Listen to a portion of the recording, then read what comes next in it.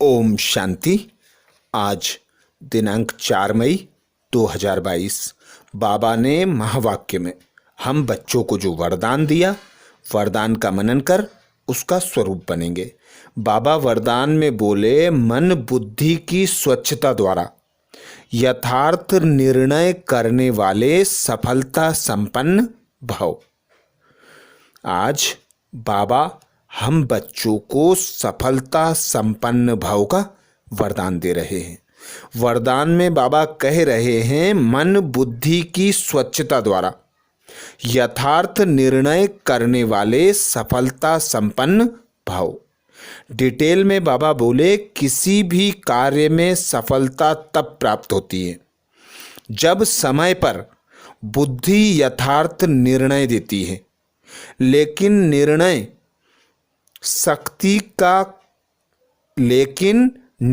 शक्ति काम तब आती है जब मन बुद्धि स्वच्छ हो, कोई भी किचड़ा ना हो। अर्थात बाबा आज हम बच्चों को सफलता प्राप्त करने की एक सहज युक्ति बता रहे हैं। बाबा कह रहे हैं कि जब तुम बच्चों के मन और बुद्धि स्वच्छ होंगे तो बुद्धि यथार्थ अर्थात सही निर्णय ले सकेगी और तुम किसी भी कार्य को करोगे तो उस काम में तुमको सफलता प्राप्त होगी। और यदि मन बुद्धि व्यर्थ किचड़े में फंसे हैं तो बुद्धि अच्छे प्रकार से काम नहीं करेगी, सही निर्णय लेने में कठिनाई होगी। इसीलिए बाबा कहते कि ज्ञान ठहरता है साफ स्वच्छ पवित्र बुद्धि में। तो बुद्धि जब पवित्र होगी, साफ स्वच्छ होगी, तो हमारी बुद्धि में ज्ञान ठहरेगा और उस ज्ञान के आधार पर हम किसी भी कार्य को करने का यथार्थ निर्णय ले सकेंगे और यथार्थ निर्णय लेकर उस कर्म में सफलता प्राप्त कर सकेंगे। तो बाबा की श्रीमत, मन और बुद्धि को स्वच्छ बनाओ, कोई भी किचड़ा अर्थात व्यर्थ रूपी कुछ भी ना हो, तो बुद्धि यथार्थ निर्णय कर सकेगी और हर कार्य में सफलता प्राप्त हो सकेगी। आगे बाबा बोले, इसलिए योग अग्नि द्वारा किचड़े को खत्म कर बुद्धि को स्वच्छ बनाओ। किसी भी प्रकार की कमजोरी, यह गंदगी है, जरा सा व्यर्थ संकल्प भी किचड़ा है। जब यह किचड़ा समाप्त हो तब बेफिक्र रहेंगे और स्वच्छ बुद्धि होने से हर कार्य में सफलता प्राप्त हो सकेगी। हम देखते हैं किसी भी कार्य को करने में जब हम व्यर्थ से मुक्त होते हैं, हम हल्के होते हैं, तो किसी भी कार्य को करने में हमें सहज सफलता प्राप्त होती है। जिस प्रकार सुबह सुबह उठकर बच्चे पढ़ाई करते हैं, जिस प्रकार सवेरे सवेरे उठकर पूरे दिन भर की प्लानिंग की जाती है, तो वह प्लानिंग सफलता प्राप्त कराती है। बच्चों की वह पढ़ाई उन्हें सफलता दिलाती है। ऐसे ही बाबा कहते, तुम बच्चे योग द्वारा व्यर्थ का किचड़े को भस्म करो। व्यर्थ संकल्प भी ना हो, व्यर्थ बोल ना हो, व्यर्थ कर्म ना हो, इसकी बाबा हमें सदा श्रीमत देते। आज बाबा कहते कि व्यर्थ संकल्प भी एक किचड़ा है, इस किचड़े को समाप्त करो, तब बेफिक्र रह सकोगे और तुम्हारी बुद्धि स्वच्छ होगी, कार्य में सफलता प्राप्त कराएगी, अर्थात सही समय पर सही निर्णय ले सकेगी। तो बाबा की श्रीमत, सफलता प्राप्त करने के लिए योग अग्नि द्वारा व्यर्थ रूपी किचड़े को भस्म करो। जब यह किचड़ा भस्म होगा तो बुद्धि साफ स्वच्छ पवित्र होगी, उसमें ज्ञान रूपी रत्न ठहरेंगे और किसी भी कार्य को करते समय यथार्थ निर्णय बुद्धि ले सकेगी और हमें सफलता प्राप्त हो सकेगी।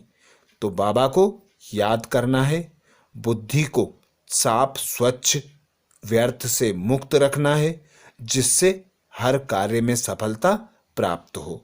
तो बाबा की श्रीमत के अनुसार सफलता संपन्न बनने के लिए मन और बुद्धि की स्वच्छता जरूरी है। स्लोगन में बाबा बोले, सदा निर्णय, सदा श्रेष्ठ और शुद्ध संकल्प इमर्ज रहे तो व्यर्थ स्वतः मर्ज होगा। सदा श्रेष्ठ और शुद्ध संकल्प इमर्ज रहे तो व्यर्थ समाप्त अर्थात मर्ज हो जाएगा। तो व्यर्थ से छुटकारा पाने के लिए, व्यर्थ से मुक्त होने के लिए बाप दादा की श्रीमत श्रेष्ठ और शुद्ध संकल्प इमर्ज करो। बाबा श्रीमत देते हैं, जब व्यर्थ का तूफान आए तो मन को बुद्धि को मोड़ दो समर्थ तरफ।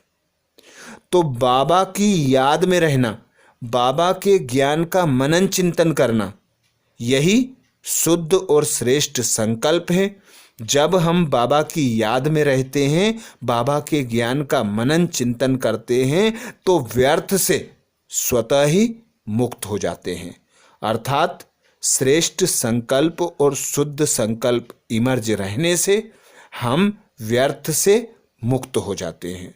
आज बाबा ने महावाक्य में हम बच्चों को जो सार सुनाया उसका मनन करेंगे। बाबा बोले, मीठे बच्चे, श्रीमत पर पवित्र बनो तो धर्मराज की सजाओं से छूट जाएंगे। हीरे जैसा बनना है तो ज्ञान अमृत पियो, विष को छोड़ो। श्रीमत पर पवित्र बनो तो धर्मराज की सजाओं से छूट जाएंगे। हीरे जैसा बनना है तो ज्ञान अमृत पियो, विष को छोड़ो। प्रश्न किया बाबा ने, सतयुगी पद का सारा मदार किस बात पर है? सतयुगी पद का सारा मदार किस बात पर है? उत्तर में बाबा बोले, पवित्रता पर। तुम्हें याद में रह पवित्र जरूर बनना है। पवित्र बनने से ही सद्गति होगी। जो पवित्र नहीं बनते वे सजा खाकर अपने धर्म में चले जाते हैं। तुम भल घर में रहो परंतु किसी देहधारी को याद नहीं करो। पवित्र रहो तो ऊंच पद मिल जाएगा।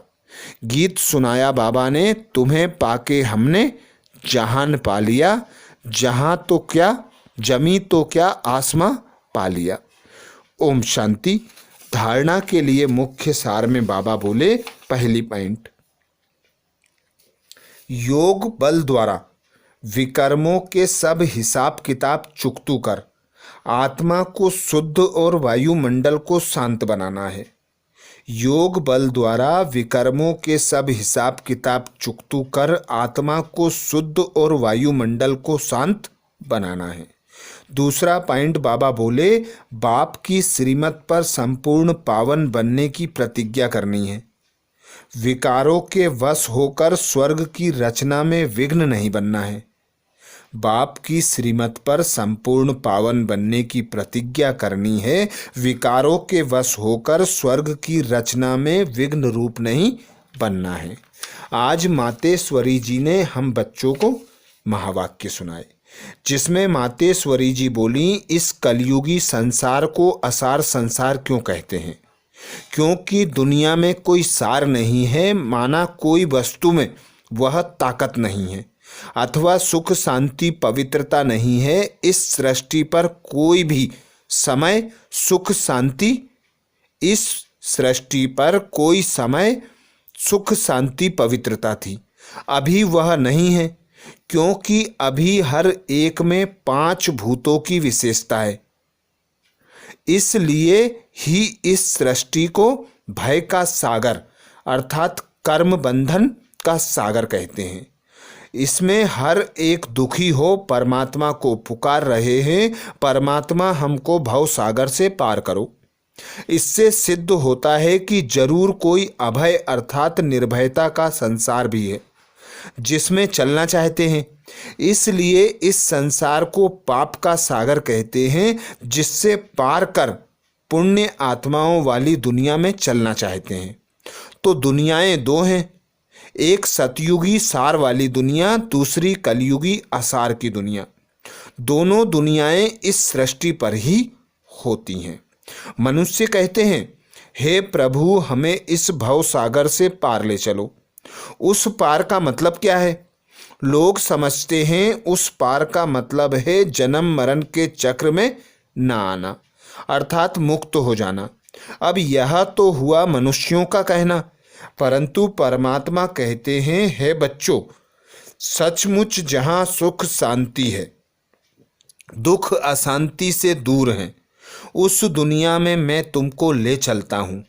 जब तुम सुख चाहते हो तो जरूर वो इस जीवन में होना चाहिए।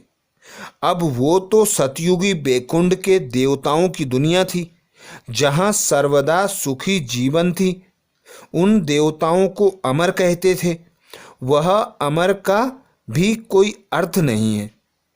ऐसे तो नहीं कि देवताओं की आयु इतनी बड़ी थी जो कभी मरते ही नहीं थे। अब यह कहना उन्हों का रॉन्ग है, क्योंकि ऐसे है नहीं। उनकी आयु कोई सतयुग त्रेता तक नहीं चलती, परंतु देवी देवताओं के जन्म सतयुग त्रेता में बहुत हुए हैं, 21 जन्म।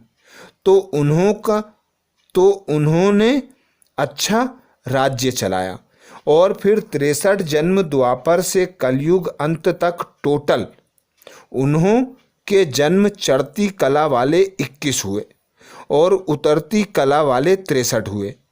टोटल मनुष्य 84 जन्म लेते हैं। बाकी यह जो मनुष्य समझते हैं कि मनुष्य 84 लाख योनि भोगते हैं, यह कहना भूल है। अगर मनुष्य अपनी योनि में ही सुख दुख दोनों पार्ट भोग सकते हैं, तो फिर जानवर योनि में भोगने की जरूरत ही क्या है? बाकी टोटल सृष्टि पर जानवर, पशु, पक्षी आदि 84 लाख योनि हो सकती हैं, क्योंकि अनेक किस्म की पैदाइश हैं। लेकिन मनुष्य योनि में ही अपना पाप पुण्य भोग रहे हैं, और जानवर अपनी योनि में भोग रहे हैं। ना मनुष्य जानवर की योनि लेता, ना जानवर मनुष्य की योनि में आता है। मनुष्य को अपनी योनि में ही भोगनी पड़ती है, इसलिए उसे मनुष्य जीवन में ही सुख दुख की महसूसता होती है। ऐसे ही जानवर को भी अपनी योनि में सुख दुख भोगना है, मगर उन्हों में यह बुद्धि नहीं कि वह भोगना किस कर्म से हुई है। उन्हों की भोगना को भी मनुष्य फील करते हैं, क्योंकि मनुष्य है बुद्धिमान। बाकी ऐसे नहीं मनुष्य 84 लाख योनियां भोगते हैं। यह तो मनुष्यों को डराने के लिए कह देते हैं कि अगर गलत कर्म करोगे तो पशु योनि में जन्म मिलेगा। हम भी अभी इस संगम समय पर अपनी जीवन को पलटाए परमात्मा द्वारा पुण्य आत्मा बन रहे हैं, जो हमें पलटाकर पाप आत्मा से पुण्य आत्मा बना रहे हैं। अच्छा, ओम शांति।